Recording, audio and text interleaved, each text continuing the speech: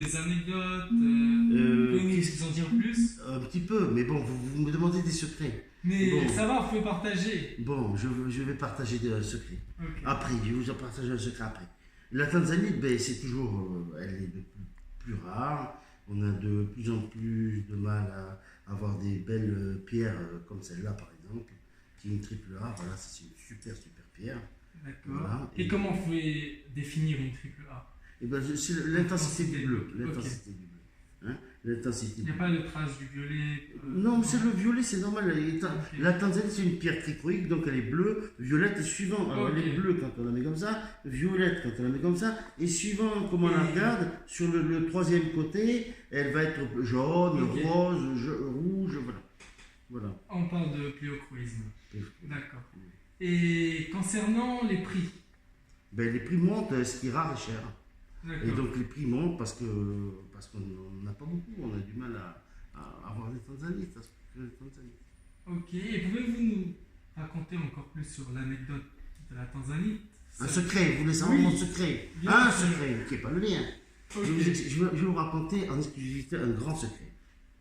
Allez. Vous savez, en Tanzanie, quand la pierre a été découverte, en Tanzanie, il y avait un président tanzanien qui s'appelait Nyerere. C'était un homme très intègre. Quand il avait un On mille- parle dans les années 60. Oui, 1960. oui. Euh, euh, D'ailleurs, certains hommes politiques français et européens devraient s'en inspirer. Quand il avait un ministre qui volait ou qui faisait l'imbécile, il l'attrapait, il le foutait en tôle. Ok. Il le mettait en prison, il rigolait pas. Hein. Et donc, quand la Tanzanite a été découverte, il a vu tout de suite que c'était une manne pour son pays. Il aimait son pays, c'est un professeur, un ancien professeur d'école. Et donc, Excusez-moi, il a- là. Hmm. En parlant de la découverte de la Tanzanie, c'est les Maasai qui ont découvert parce qu'il y a une légende qui disait que il y a eu un violent torrent qui a Orage. frappé le Merelani, qui est à Oui. côté du Kilimandjaro, et les Maasai qui étaient se sont enfuis et ils sont revenus juste après. Ils ont découvert des Tanzanites très belles avec un beau bleu et ils pensaient que c'était du Oui, saphir. c'est Et ils ça. ont envoyé à différents gémologues et personne n'a trouvé, ils n'ont eu aucune idée sur cela. Et c'est après avec JIA que Mm. ils ont su qu'on parlait du zoisite et Tiffany Co l'a promu en tant que Tanzanie. Oui, c'est ça. En 1960. Oui, c'est ça. Les mines de Tanzanite sont dans un seul endroit au monde, c'est au pied du Kilimanjaro, dans Ok. une petite ville qui s'appelle Il n'y a pas Merelani. d'autres pays. Il n'y a pas d'autre pays, il n'y a pas d'autre endroit. Ok. Bon, là, il y a des gisements de Tanzanite. La production se fait sur un tout petit territoire qui fait environ 20 km². Donc cette exploitation est divisée en 4 blocs. Bloc A, bloc B, bloc C, bloc D. D'accord. Voilà. Ces terres appartiennent aux Maasai. Ok. Donc, alors les Maasai ne creusent pas.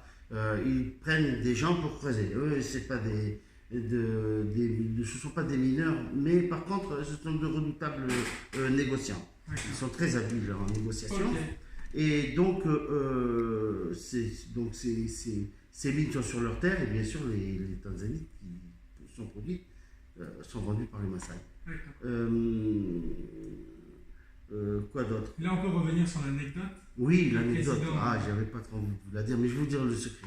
En fait, ce président, donc, quand les mines de Tanzanite ont été découvertes, il a eu l'intelligence de faire bâtir les pistes de l'aéroport, parce qu'il y a un seul aéroport qui dessert donc la ville principale à côté de Merelani, s'appelle Arusha. Ok. Et donc, il y a donc là un aéroport qui s'appelle Kilimanjaro Airport, puisque c'est au pied du Kilimanjaro.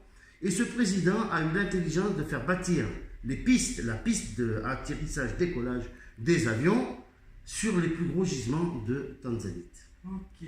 Comme ça, il a préservé son pays d'un pillage.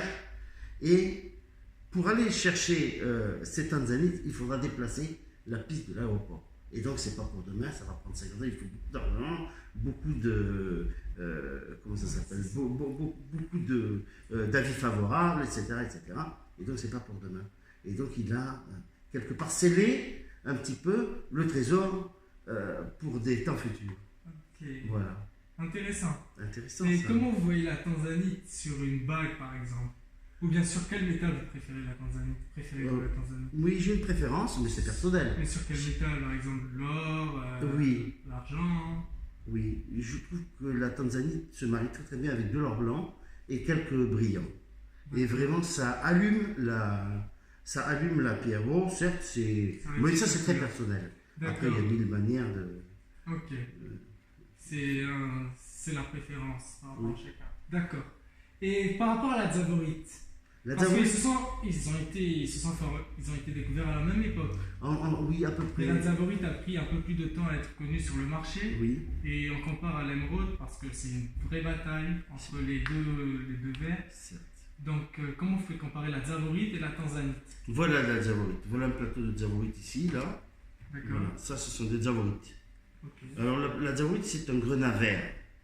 Alors, il a d'un vert très intense, certes, des fois avec une petite pointe de jaune. Cependant, l'avantage par rapport à l'émeraude, c'est que la Tzavorite est un grenat et c'est une pierre beaucoup plus dure. Donc, moins fragile quand elle est montée en bague, etc. Alors qu'une émeraude a tendance plutôt à se casser, elles ont souvent des inclusions, des givres, etc. La Tzavorite, les belles, non. Cependant, c'est très, très, très dur, très difficile plutôt de trouver des Tzavorites à fort caratage. Souvent, ce sont des petites pierres. Et dès que ce sont des pierres qui font 4, 5, etc. Juste, on va montrer un peu les Tzavorites. Allez-y, voilà des belles Tzavorites. Là. Voilà. Voilà les Tzavorites. Ça, c'est la Tanzanie. Et ça, c'est la Tanzanie.